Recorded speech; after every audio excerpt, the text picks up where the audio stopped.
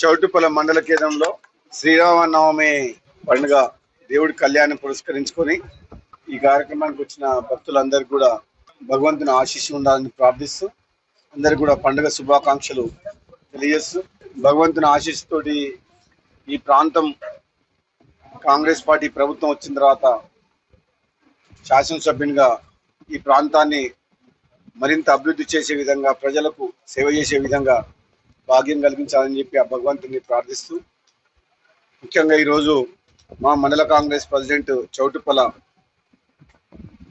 బోయ దేవేందర్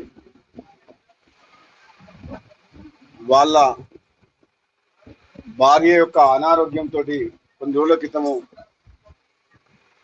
హాస్పిటల్లో తెలుసుకొని మెరుగైన వైద్యం కోసం అపోలో హాస్పిటల్కు చేర్పించి ఆమె ప్రాణాలను కాపాడిన సందర్భంగా ఆమె ఆరోగ్యంగా ఉండాలని ఆ భగవంతుని ప్రార్థిస్తూ హాస్పిటల్ నుంచి డిశ్చార్జ్ వచ్చిన తర్వాత వాళ్ళే నా దగ్గరికి వస్తుంటే లేదు నేనే వచ్చి మిమ్మల్ని కలుస్తాం చూసిపోతా అని చెప్పి ఇక్కడికి ఇంటికి రావడం జరిగింది. ఇదే సందర్భాన్ని పురస్కరించుకొని కాంగ్రెస్ పార్టీ ప్రభుత్వం ఎంతో ప్రతిష్టాత్మకంగా ఈ మధ్యనే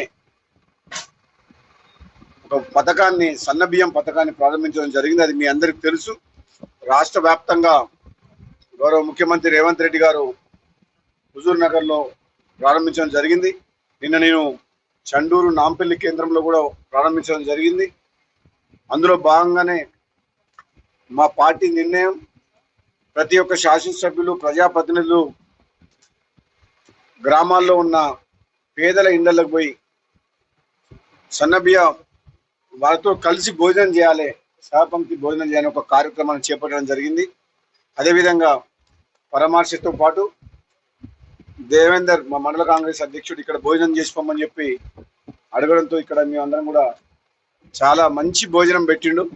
నిజంగా నేను ఎప్పుడు అనుకోలే ఇంత మంచి బియ్యం సన్న బియ్యం ప్రభుత్వం పేదలకు 2 పూటల కడుపు నింపే విధంగా ఈ పథకాన్ని ఇంత మంచి పథకాన్ని తీసుకొచ్చిందంటే నా జీవితంలో కూడా ఈ 16 నెలల కాంగ్రెస్ పార్టీ ప్రభుత్వంలో ఎన్నో పథకాలు తీసుకొచ్చినాం, కానీ ఇది అన్నిటికంటే బెస్ట్ నెంబర్ 1 పథకం సన్నబియ్యం.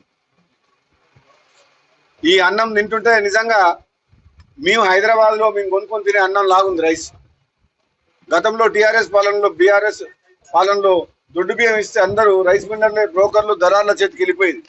కానీ ఇప్పుడు మాత్రం డైరెక్ట్గా ప్రతి మనిషికి 6 కిలోల లెక్కన ఈ పేదల కడుపు నిండే పథకం. నిజంగా ఇది పేదలకు ఎంత మంచి పథకం అంటే ప్రభుత్వం ఇన్ని రోజులు పెట్టిన పైసలు దళార్ల చేతికి పోయినాయి, వేల కోట్ల రూపాయలు. ఇప్పుడు మాత్రం నిజంగా పేదలకు వాళ్లకు లబ్ధి చేకూరుతుంది ఈ పథకం వల్ల.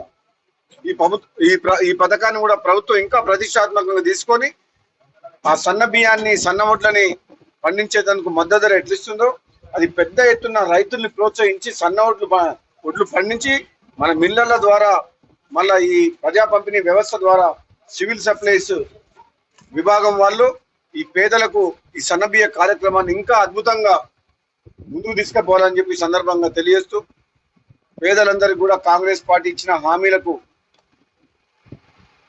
ఎవరు ఎన్ని మాట్లాడినా రాబోయే రోజుల్లో రాష్ట్ర ఆర్థిక పరిస్థితి బాగా లేకున్నా సరే ఒక్కొక్కటిగా పేదల ప్రభుత్వం ఇది ప్రజాప్రభుత్వం, ప్రజాపాలన ఇది ముందుకు కొనసాగుతుంది.